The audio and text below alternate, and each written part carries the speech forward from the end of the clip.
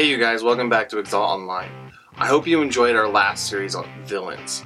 Now, as we are closing out this year, and I know it's a little bit different this year, still doing stuff online, but we're going to finish with one more series. It's called Gravity. Now, as it kind of sounds, we're going to look at some science stuff. So today, we're going to get a little bit nerdy as we start out with. So, question is, who here likes science? Now, if you raised your hand, I can't actually see it, so I'm not going to know if you did it or not, but hopefully you thought about it, because here's what I love about science. You can't argue with science. It just is. There are planets, you got to deal with that. You can trust science. It's reliable, it's predictable, and that's something that I like. The sun will rise tomorrow whether you like it or not. You see, laws of nature govern life. We can either respect the laws and prosper, or we can ignore them at our own peril. Let me explain this. If you climb up to the roof of a house and you walk off the ledge, something's going to happen. What's going to happen? Well, you're going to fall to the ground. It doesn't matter how much you wish it was different. The truth is that you're going to fall to the ground because of a law of nature.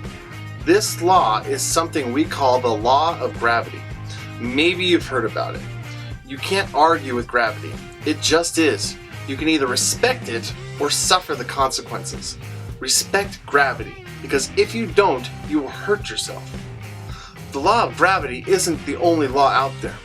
Now, we could spend a lot of time talking about the many laws that govern life.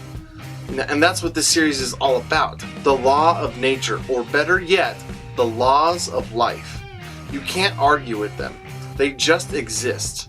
You can respect them and life will go as it should, or you can ignore them and you will experience pain. Now, tonight's law of life is the law of magnets. Have you ever found yourself in a crazy situation and wondered, how in the world did I end up here? Now, this happened to me when I was in middle school. See, there was a time where my youth pastor, he left town and we weren't going to have youth group tonight, but all the youth group kids, we still wanted to get together and meet. So one of the girls in our youth group offered for all of us to come to her house. She had a really big house and there was a lot of space for all of us to fit. Now the problem was she didn't tell anybody, but her dad wasn't home that afternoon. So we all came over to the house and we had no adult supervision.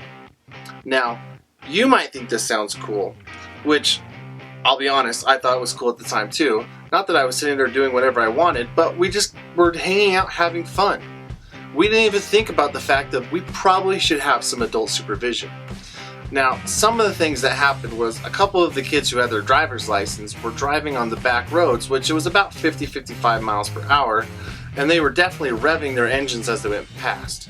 Now, whether they were going 80, 90 the whole time, I don't know. I don't even think they were going that fast when I saw them, but they just revved their engines, but they were probably going faster than they should have. Some other things that happened was, in youth group during that time, my brother used to get his car stolen. And when I say stolen, it wasn't really stolen. Some of the girls would grab his keys and they'd just drive around the block.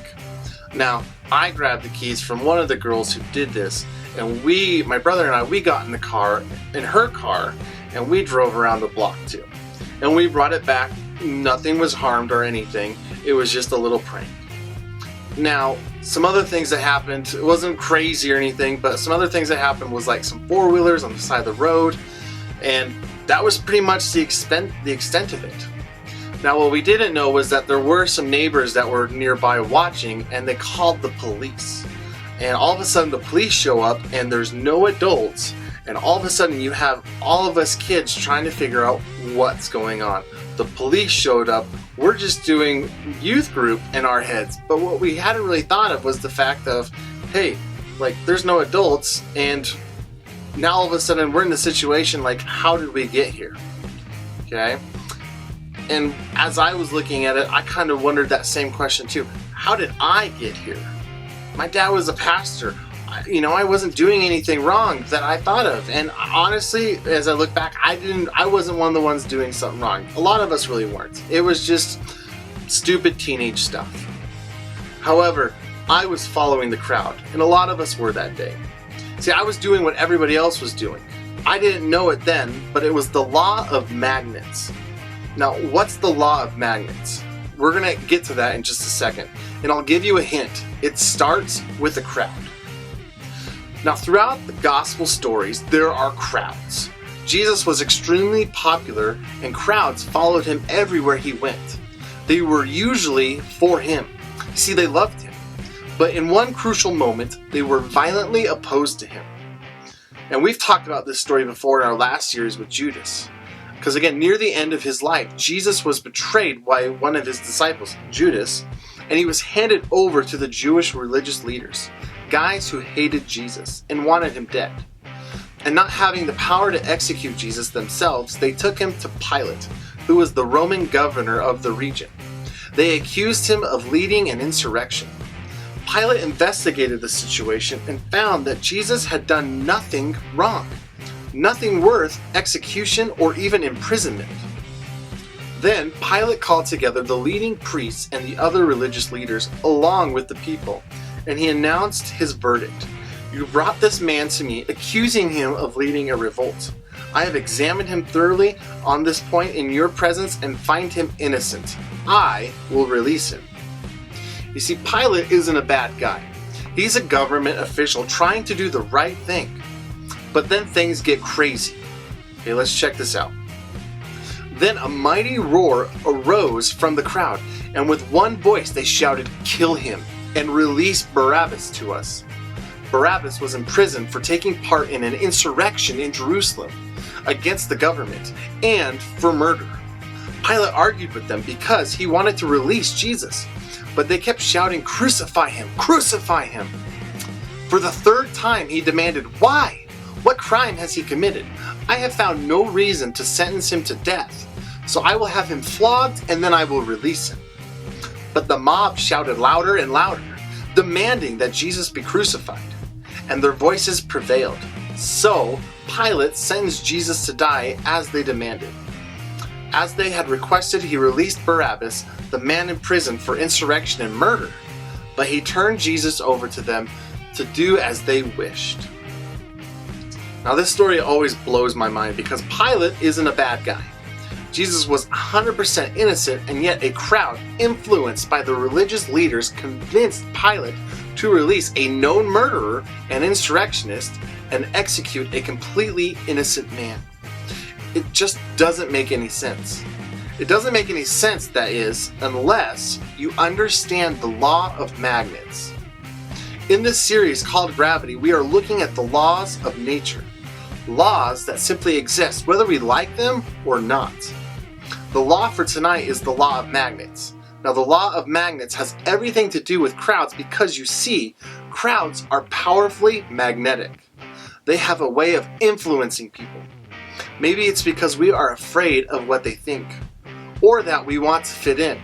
But whatever the reason, crowds powerfully influence the way we think and act. It doesn't matter if you are young or old, strong or weak, male or female. There is something about a crowd that is magnetic. They will pull us in and influence us to become like them, to join in doing whatever they're doing. This is what happened to me in my story earlier, my friends. And this is what happened to Pilate in Jerusalem when he released a murderer and agreed to crucify Jesus. And let's be honest, this is what happens to you too. I'm sure you can think of a few times in which a crowd magnetically pulled you into its orbit and you joined in whatever it was doing. Maybe it was with words. You were sitting around the lunch table and everyone was making fun of that girl in your class. It was rude. It was degrading. But everybody was doing it, and the next thing you know, you're joining in.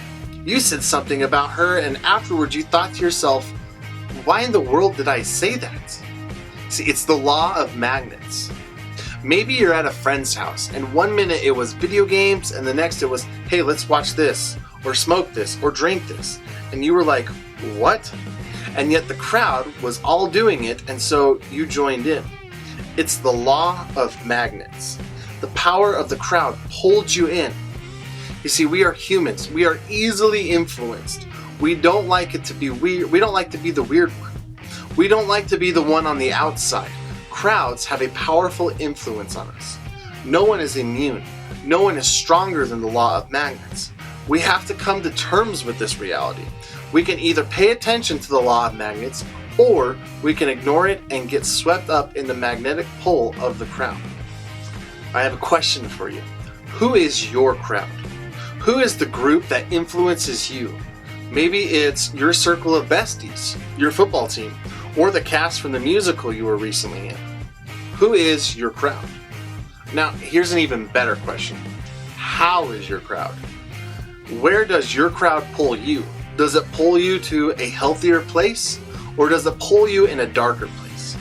Is your crowd leading you closer in a relationship with Jesus or farther away? When you're with your crowd, do you find yourself continually asking, how in the world did I end up here? Take a good look at your crowd. Is this the direction you want to be pulled? The law of magnets says that the more time you spend with them, the more you'll become like them. That's just how life works. Sometimes the magnetic pull of a crowd isn't about who is in the crowd, but rather where the crowd is. In other words, crowds in unhealthy places often influence us to make unhealthy decisions. And crowds in healthy places help us make healthy choices. It might not have as much to do with who your friends are, but more to do with where you choose to hang out. Some places are toxic. For example, if you choose to go to the party, chances are you will experience the magnetic pull of alcohol. Or it might not be that this girl is a bad influence, but the dark basement after your parents have fallen asleep, if you hang out there, you might experience a very dangerous sort of magnetic pull. This series is all about the law that governs life. You can't argue with gravity. Ignore it at your own peril. It's the same with the law of magnets. We are human and were designed to be influenced by God. However, when sin entered the world, it created a flaw which has allowed us to be easily influenced by the people around us. We get pulled in by the magnetic force of the crowd. So, who is your crowd? Are you happy with the magnetic pull of your crowd? And where is it taking you? Because a better question than who is your crowd is how is your crowd? Take this question with you to small group tonight. Respect the law of magnets.